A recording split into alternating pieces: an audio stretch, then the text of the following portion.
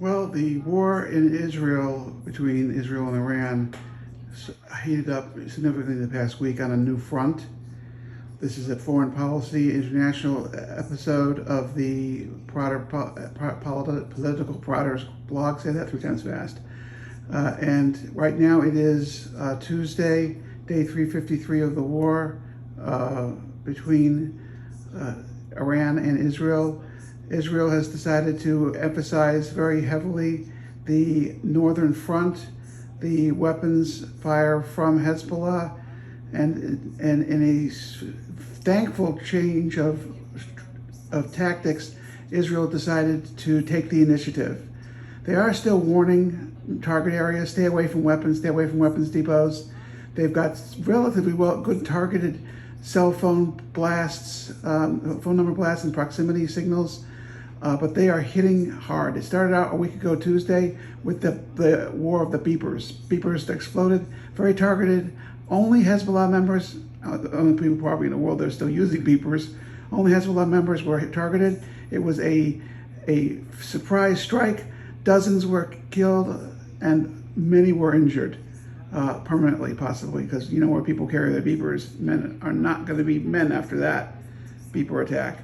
The next day was walkie-talkies. The following day was missile launchers and other military targets. On Friday, missile launchers again, and a massive strike as reported in a 60-second video, a short video last week. A massive strike that took out 3 levels of command. The top Hezbollah commander, who reports directly to Nasrallah, he called the Council of War, didn't think his communications were suspect. Well, guess what? Israel knows how to communicate, and they communicated you with a bomb. He is now explaining himself to God, his sins, which date back all the way to 1983, the bombing of the U.S. Embassy, and he participated in preparations for the bombing of the U.S. Embassy in 1983. So the long arm of Israel reached out 51 years into the past and nailed another recruit to the 72 virgins. Hope he's enjoying that. But Benjamin Netanyahu, the Prime Minister of Israel, has made very clear: Israel will take the initiative. And we're not going to give the enemy a chance to gather itself and organize itself and launch major strikes.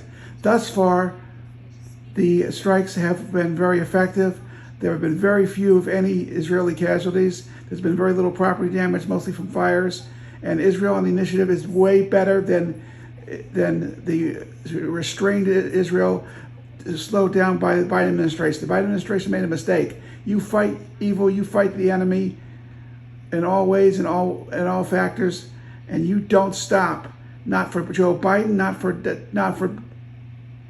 Donald Trump, not for Kamala Harris. You take the initiative and you hit your enemies, because it's better that you hit them than they get a chance to hit you when they want. And October 7th was a chance of them giving 3 years to prepare, no effective deterrent against weapons imported into Gaza. Those days are over. I hope a no weapons policy is enforced in southern Lebanon by drones. If you are south of the Litani River and you're armed and you're not got a UN transponder and ID, you are going to get bombed. This is the new era for Israel. Foreign policy is about time. Our hostages are being threatened daily with violence by Hamas.